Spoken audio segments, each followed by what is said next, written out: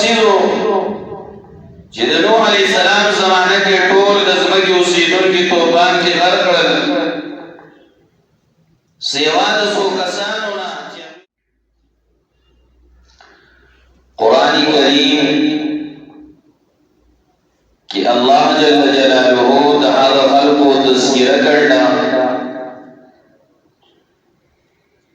او دا غوی کسی قرآن کریم ذکر کړل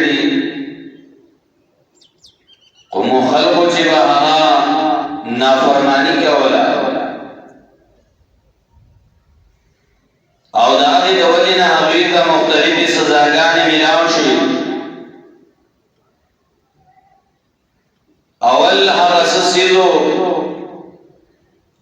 کوم چې ابلیس لره د اسمان نه هغه راویسته او په ځمکه باندې هغه وغورځاوه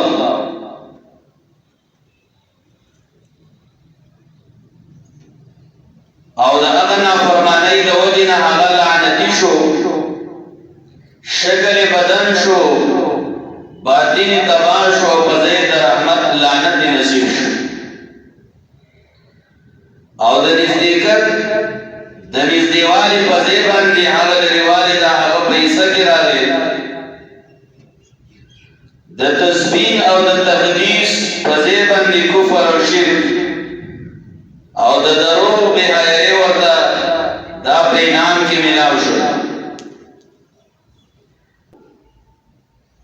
او هغه کوم څیزو چې د هغې په وجه سخته تیزه هوا په قومیت باندې مسلط شوه مقرر شوه تر دې چې هغه یې په ځمکه باندې ویشتلو راویشتلو سره هغه مړه کړل او هغه کوم څیز دی چې د هغې په وجه په قوم ثمود یوه چغه ویستلی شوه چې په هغې سره د هغوی زړونه وچاودل ټول په ټوله باندې هغه هلاک شول او هغه کوم څیز دی چې په هغې د لوط علیه السلام د قوم کلي د اسمانه پورې اوچت کړی شو بیا اړولې راوغورځولی شو د پاسه پې کاڼي راویشتلی شو او عزتمندو هغه کوم څیز دی چې د هغې په وجه د شعیب علیه السلام په قوم باندې هغه صاحبان د سوري په شکل د وریځې عذاب راغی او د هغې نه پې هغه اور وورېده او هغه کوم څیز دی چې په هغې د فرعون قوم په هغه دریاب کلزم باندې غرق کړی شو او هغه کوم څیز دی چې هغې قارون په ځمکه کې ورخښ کړو او د پاسه پې ټول کور او اسباب ورسره هم ښخ کړه او هغه کوم څیز دی چې په هغې یو وارې په بني اسرائیلو داسې قوم مسلط کړی شو چې سخت هغه جنګیالي وو او دوی د دې کورونو کې ورننوتل او دوی نیز مریض کړل او بیا دویم ځلې د هغوی مخالفین په دوی باندې غالبه کړل چې په هغې د هغوی هغه جوړ شوې کارخانې هغه تباه او برباد شو او هغه کوم څیز دی چې هغه هم د بني اسرائیل په قسمه قسمه مصیبتونو بلاګانو کې ونیول کله قتل کړی شو کله تیر کړی شو کله کورونه وران کړی شو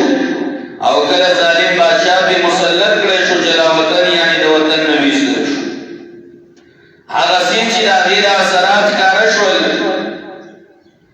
که چېرې دغه نافرماني نه وه نو بیا څه وجه وه دغه خلقو کې نافرماني وه که پیغمبر به راغی هغوی به ورله دعوت د توحید ورکړو هغه خلقو به نه منوده هغوی به انکار کاو نافرمانی به کوله د الله حکمونه به نه منوده د پیغمبر په طریقه به نه چلېده د الله جل جلاله د طرف په هغوی باندې عذاب راغی قرآن کې الله وایي سیروا فی الارض فانظروا کیف کان عاقبة المکذبین لاړ شئ وګورئ هغه کنډران وګورئ چې هغه خلک الله په پکړ کې راونیوه د هغې اصل وجه څه وه چې دې خلقو به نافرماني کوله تکذیب به د پیغمبر به یې کاوه